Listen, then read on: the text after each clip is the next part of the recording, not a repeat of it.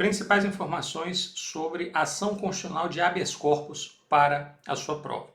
A ação de habeas corpus, ela originalmente remonta à Magna Carta inglesa de 1215. Muito embora não com este nome, foi neste documento, esta Magna Carta, imposta pelo rei João Sem Terra por pressão dos barões de então, que se tem o primeiro registro de um instrumento que viesse a tutelar as liberdades fundamentais com essa magnitude. Portanto, a doutrina aponta como histórico do habeas corpus este documento, a Magna Carta inglesa de 1215. No Brasil, a sua previsão original foi no Código Criminal de 1830, em seguida Código de Processo Penal de 1832, até ser alçada ao nível constitucional com a Constituição Republicana de 1891. Isso é o histórico.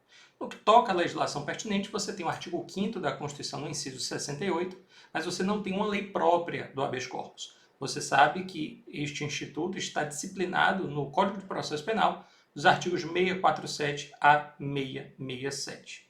Bom, em relação ao cabimento, basta você olhar para o dispositivo da Constituição que consagra esta ação. E disse o Constituinte que conceder-se habeas corpus sempre que alguém sofreu ou se achar ameaçado de sofrer violência ou coação em sua liberdade de locomoção por ilegalidade ou abuso de poder. Portanto, você tem uma ideia de tutelar o direito de ir, vir, ficar ou permanecer, que é a liberdade ambulatória.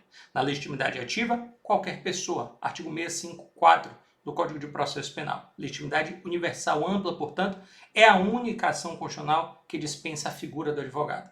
Ao lado do habeas data, as duas são as únicas ações constitucionais que, expressamente pelo texto da Constituição, são gratuitas. Isso você também deve levar para a sua prova.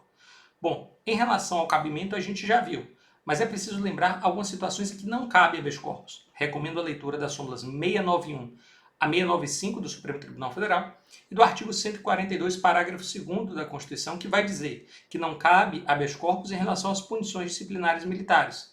Mas o STF já disse que, neste caso, não cabe para controle de mérito, mas cabe para controle de legalidade, sobretudo aquela legalidade em sentido amplo, que abarca princípios implícitos, princípios constitucionais de caráter implícito, como razoabilidade e proporcionalidade, por exemplo.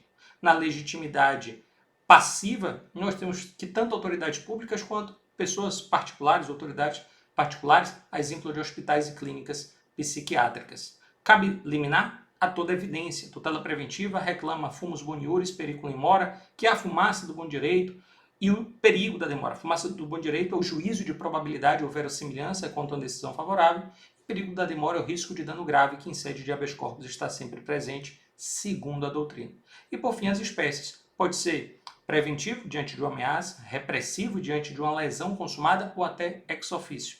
De ofício, sempre que uma autoridade judicial tomar conhecimento de uma prisão ilegal, arbitrária ou abusiva de poder, claro, competente para aquele processo, ela poderá, independentemente de provocação, conceder a ordem de habeas corpus. Bacana? Então fechamos aqui mais uma dica, bons estudos e até a próxima, se Deus quiser. Tchau, tchau!